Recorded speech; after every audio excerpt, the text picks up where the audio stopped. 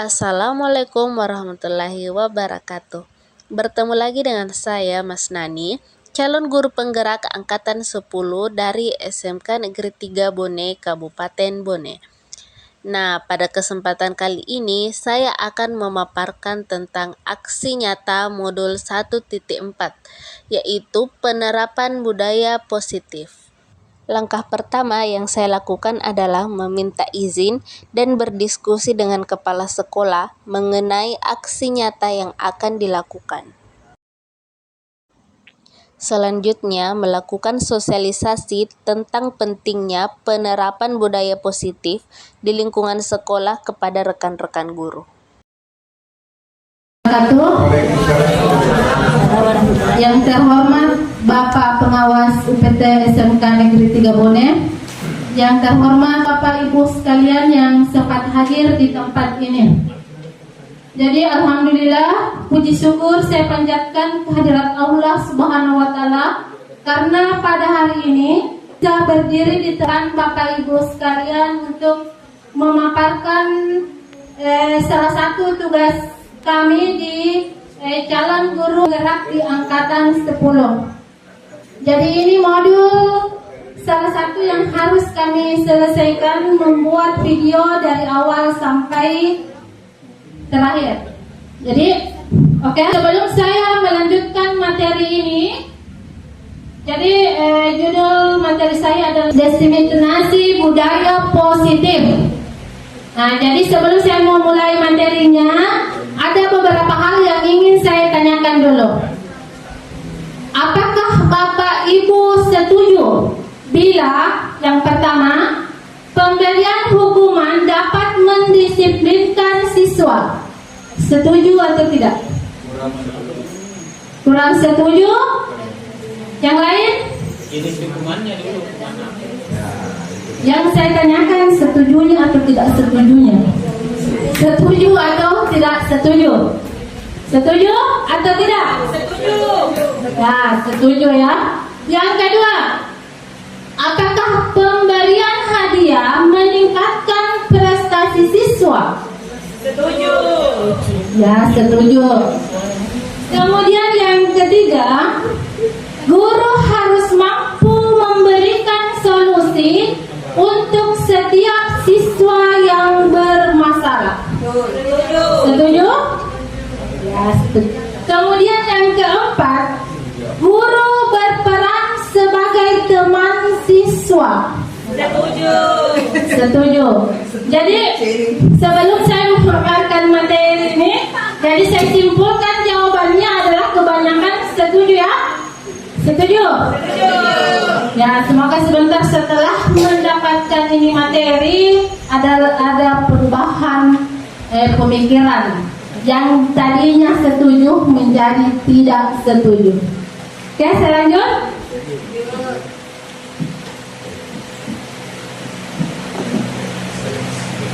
Oke. Jadi ini mindset. Apa itu budaya positif? Ada yang bisa bantu saya? Jawab, apa itu budaya positif?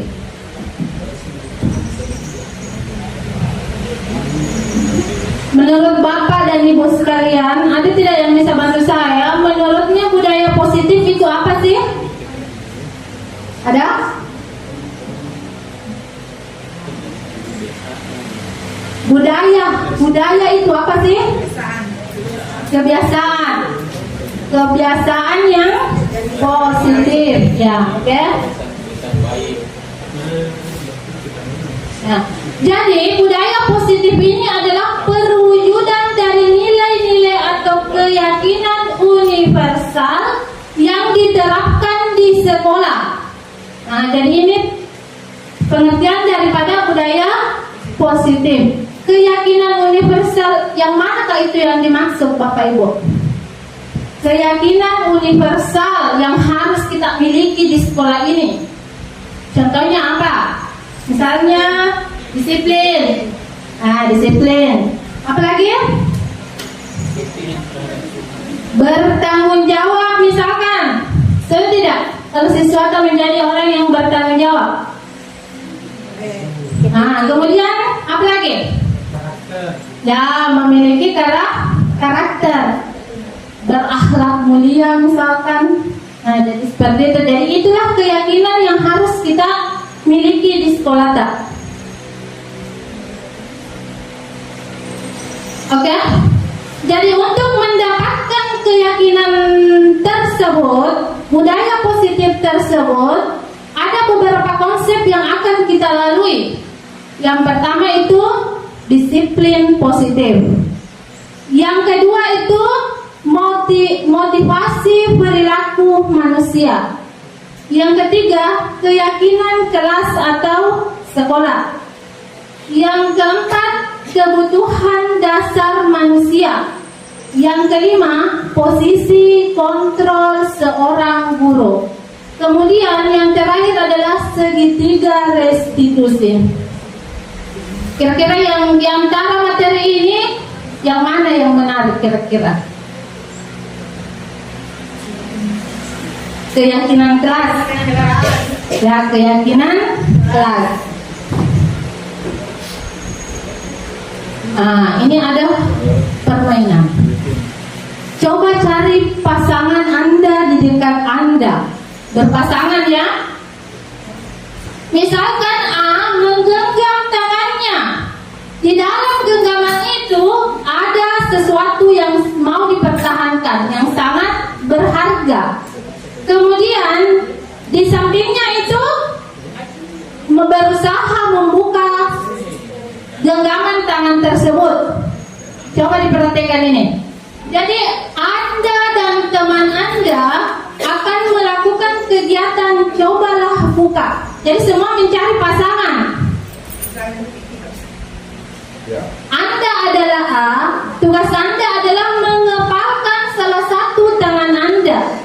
Coba Anda bayangkan bahwa Anda menyimpan sesuatu yang sangat berharga di dalam kepalan tangan Anda. Anda perlu menjaga benda tersebut. Sementara tugas B, teman di samping Anda ini ya, berusaha membuka kepala itu.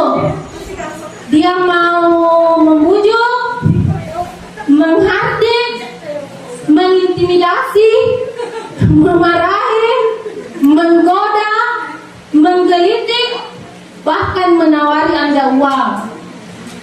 Apa kira-kira tanggapan Anda? Apakah Anda kira-kira mau membuka kepalan tangan itu? Tidak. Tidak mau, tidak bisa ya. Nah, dari peristiwa ini kira-kira apa yang kita bisa simpulkan? Siapakah yang sesungguhnya memegang kontrol? Kitakah yang menutup tangan kita? Atau teman kita yang berusaha membuka kepala itu? Kira-kira siapa yang memegang kontrol? Yang menghafal.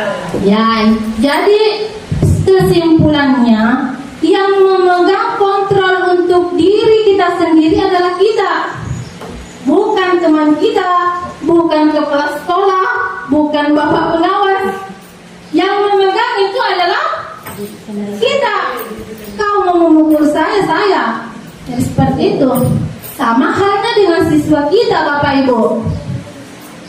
Seandainya siswa itu bisa kita kontrol, sudah tidak ada lewat belakang, pastinya semua sudah lewat depan pintu gerbang karena sudah disiapkan. Jadi itu bukti bahwa kita tidak bisa mengontrol orang lain.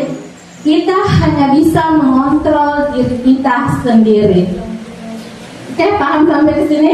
Paham. Nah, jadi ini adalah pergeseran paradigma teori kontrol. Jadi menurut Dr. William Glasser, ilusi guru bisa mengontrol siswa. Ilusi berarti tidak mungkin guru bisa mengontrol siswa karena itu ilusi. Setuju tidak dengan paradigma dari William Glasser?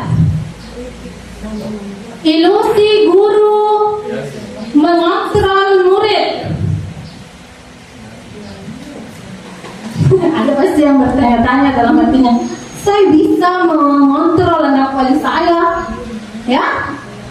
buktinya 37, tetap 37. Tapi kalau misalnya Anda mengajar, memberikan tugas ke siswa, apakah semua siswa mengerjakan tugas itu? Tidak. Berarti Anda tidak bisa mengontrol siswa. Kepada siswa, setiap orang pasti pernah melakukan kesalahan. Nah, jadi itu kata-kata yang biasa muncul di menstabilkan identitas. Atau bisa kita tanyakan, kamu bukan satu-satunya yang pernah melakukan kesalahan ini. Jadi itu adalah pertanyaan untuk menstabilkan identitas. Kemudian yang kedua adalah validasi kebutuhan. Nah, jadi kita bertanyakan kepada siswa, kamu masalah ini kamu maunya diapakan? Ya, jadi seperti itu. Adakah cara yang efektif yang akan kamu butuhkan untuk menyelesaikan masalah ini? Dan itu validasi kebutuhan. Kemudian yang terakhir adalah menanyakan keyakinan. Nah, jadi sebagai guru tujuannya tadi kita membuat keyakinan kelas supaya ada panduannya pada saat menyelesaikan masalah siswa, ada keyakinan kelas. Jadi itu tentang segitiga restitusi. Jadi materi saya dalam membuat aksi nyata ini sampai di segitiga restitusi ya. Sebelum saya akhiri, saya mau kembali ke pertanyaan saya yang pertama.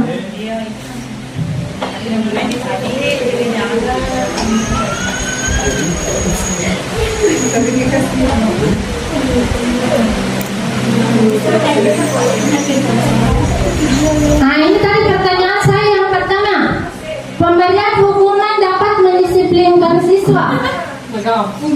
Setuju atau tidak setuju? Tidak setuju. Pemberian hadiah meningkatkan prestasi siswa. Tidak setuju. Kemudian guru harus mampu memberikan solusi untuk setiap siswa yang bermasalah. Setuju atau tidak? Ya. Jadi kemudian yang keempat, guru berperan sebagai teman bagi siswa. Setuju?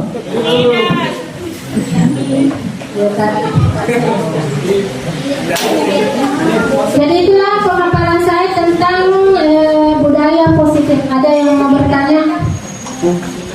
Jadi sebelum diakhiri tentang budaya positif.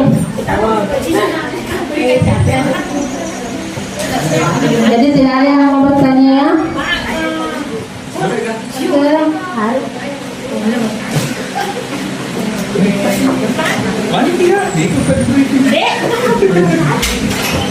Ada yang mau bertanya? Ya, karena ini sudah jam 5. Ya, jadi hampir sudah jam 5 ya. Jadi kita akhiri. Sekian penyampaian saya. Assalamualaikum warahmatullahi wabarakatuh.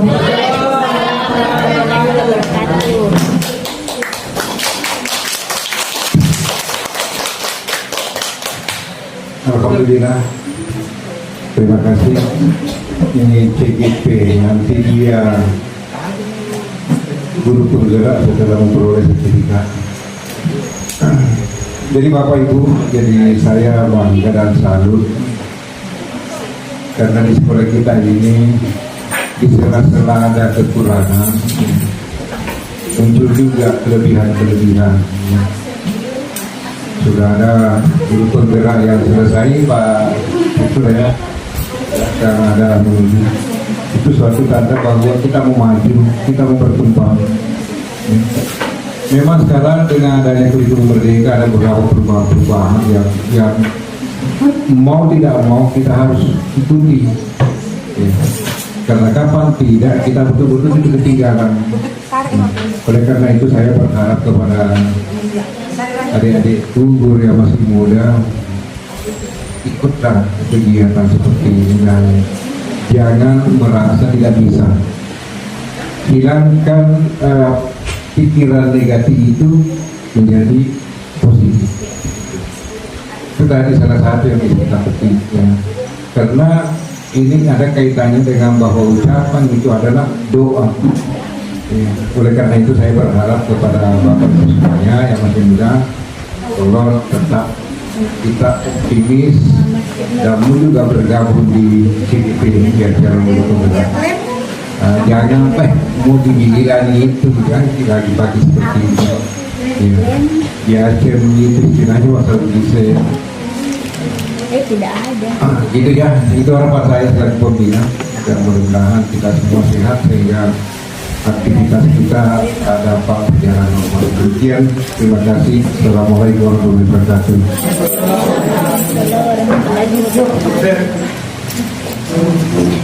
Demikian beberapa pemaparan cukup lumayan waktunya. Terima kasih banyak. Saya juga membuat keyakinan kelas bersama murid-murid saya sebagai salah satu upaya menciptakan budaya positif di lingkungan sekolah. Warahmatullahi wabarakatuh. Jadi pada hari ini karena ini adalah akhir semester, jadi kita akan mengadakan atau membuat keyakinan kelas. Nah, kenapa keyakinan kelas? Kenapa bukan peraturan kelas? Anak-anakku sekalian, Anda tidak bisa bedakan keyakinan kelas dengan peraturan kelas. Apa itu peraturan? Menurutmu apa itu peraturan yang harus kalian? Keyakinan dan apa peraturan? Bedakan peraturan dengan keyakinan. Siapa yang bisa tahu? Siapa yang tahu apa itu peraturan? Yang harus ditaati. Ya, sesuatu yang harus ditaati. Jadi peraturan itu adalah sesuatu yang dibuat oleh seseorang untuk kita ikuti dan taati ya. Kalau keyakinan itu adalah sesuatu yang kita buat sendiri untuk kita lakukan. Jadi itu perbedaannya. Jadi sekarang itu di pendidikan tidak boleh lagi bilang ada peraturan guru. Jadi kita harus membuat keyakinan masing-masing supaya semua orang bisa melakukan keyakinan tersebut. Contoh, jadi kita akan membuat keyakinan, contohnya keyakinan yang kamu suka. Misalnya di dalam kelas, contohnya disiplin, datang tepat waktu. Jadi yang harus dipakai ini adalah kalimat-kalimat positif dari kalian yang bikin, minimal 7. Dan nanti dipilih yang mana yang bagus, paham? Jadi misalnya dilarang merokok, dan diganti merokok dapat merusak kesehatan. Jadi seperti paham tentang keyakinan yang akan kita buat. Ya. Jadi ibu akan bagikan kertas, ini namanya stick note. Kalian tulis di sini keyakinan apa yang bisa kita lakukan. Dengan bebek komite kita bikin kalau tidak bisa kita lakukan nih. Paham? Ya, jadi jangan yang ada yang kita tulisin.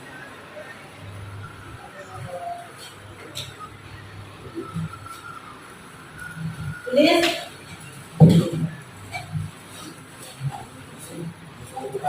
Minimal 5. Itu misalnya, contohnya tadi apa? Membersihkan, mengikuti jadwal kebersihan, misalnya menjalankan tiket. Apa yang bisa kau lakukan di kelas? Apa yang tidak bisa dilakukan di kelas dan apa yang menurutmu aturan-aturan yang bisa kamu lakukan? Dan silakan ditulis. Ditempelnya di sini nanti ditempel. Oke? Ini Sahri akan menulis keyakinan kelas tadi yang sudah disepakati ya. Kemudian setelah nanti ditulis masing-masing kalian harus menandatangani keyakinan tersebut. Paham? Paham. Silakan satu. Datang tepat waktu.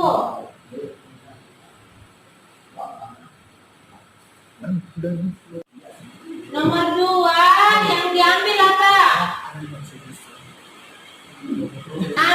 Nomor 3 berpakaian rapi. Nomor 4, dilarang merokok. Mengikuti upacara pada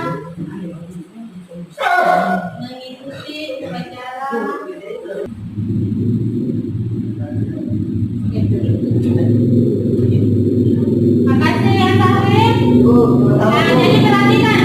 Jadi kita sudah membuat 7 keyakinan. Yang pertama apa? Datang tepat waktu. Kedua, membersihkan ruang kelas. Ketiga, berpakaian rapi. Keempat, rokok dapat merusak kesehatan. Nomor 5, mengikuti pembelajaran setiap hari. Nomor 6, saling menghormati dan tolong menolong. Nomor 7, mengikuti upacara pada hari Senin. Sepakat? Tanda sepakatnya mulai dari sana, tanda tangan di atas ya. Jadi tanda tangan buat ini. Kalau dipulpentak tanda tangan di bawahnya, buktinya bahwa Anda sepakat dengan kesepakatannya ini, ya kan? Ya, silakan ke sini, Nak.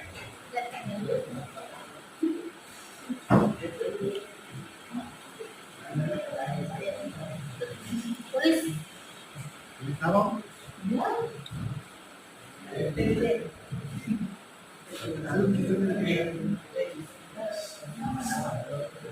Kita tanda tangan kita kasih di sini. Oke. Nah, siapa lagi?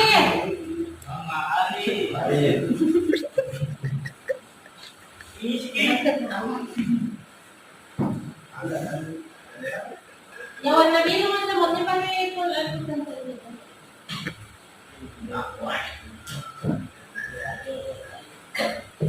pasti tuh. Nah, jadi yang terakhir saya saksinya ya bahwa Anda yang sudah membuat keyakinan kelas ini, ya kan? Ibu.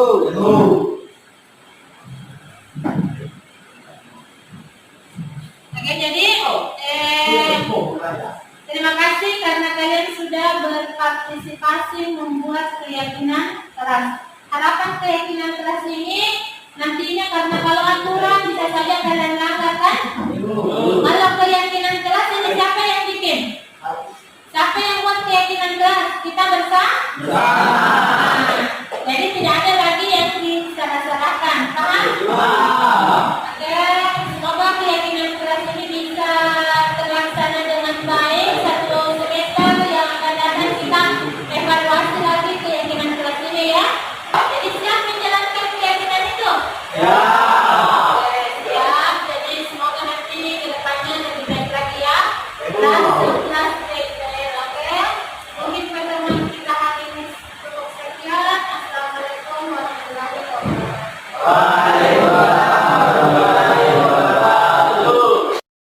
Demikianlah pemaparan saya tentang modul 1.4. Semoga bermanfaat. Sekian dan terima kasih.